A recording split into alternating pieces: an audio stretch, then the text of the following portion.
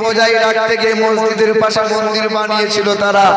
ইতিহাস পড়ে দেখেন, তাই তো জ্ঞানবাপী মসজিদের পাশে মন্দির বানিয়ে দিয়েছিল। আর শিবের লিঙ্গটা মসজিদের ভেতরে খুঁজে পাচ্ছে ওরা।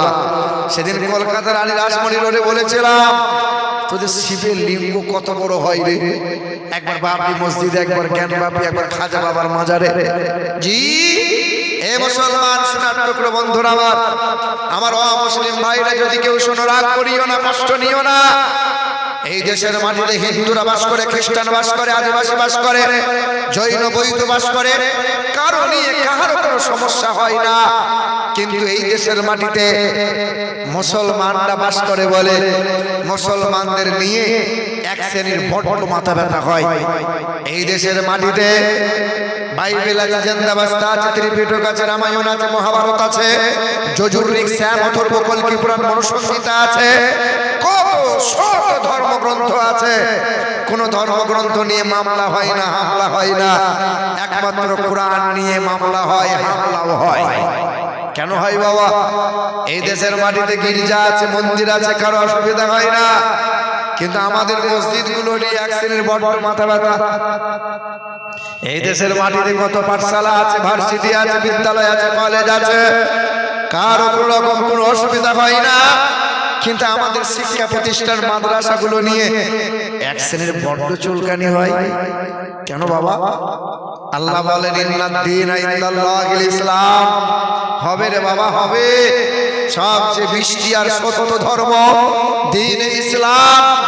এখানে যদি 10টা আমের গাছ হয় আর একটা গাছের ফল বড্ড মিষ্টি হয়, সবচেয়ে ঢিল পাথর ওই মিষ্টি গাছের প্রতি আঘাত করবে বেশি, ঢিল পাথর পড়বে বেশি।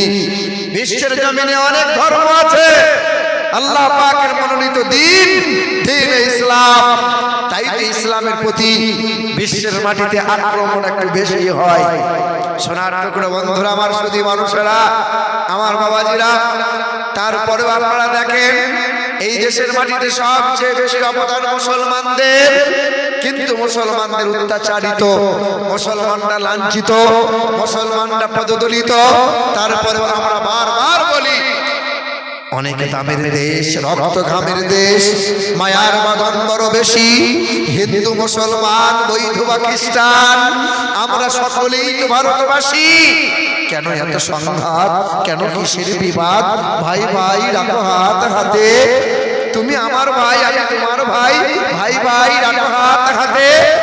সমরে পক্ষপাতী হয়েছে ষষ্ঠ জাতি, নজির দেখাও আজ দুনিয়াতে। এদেশ তোমার দেশ, এদেশ আমার দেশ, এদেশ সবার মহান। ধন্য ধন্য তুমি, ধন্য ধন্য আমি, আমরা বাংলা মাটির সন্তান। জীবন ভোর শুধু আমরা ওই ভাই ভাই ভাই ভাই করে সম্প্রীতি দেখাইলাম। কেন দেখাই জানো?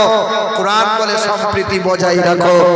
নবী আমার বলেন জীবন ভোর আমি ভালোবাসা দিয়ে ইসলাম প্রচার করেছি। আমার উম্মত যারা সম্প্রীতি, মানবতা, ভালোবাসা দিয়ে তোমরাও দ্বীন ও ধর্ম প্রচার করবে। কখনো আঘাত দিয়ে নয়, জোর করে নয়। লা ইকরাহা ফিদ্দীন, ধর্মের ব্যাপারে কোনো জোর চলে না।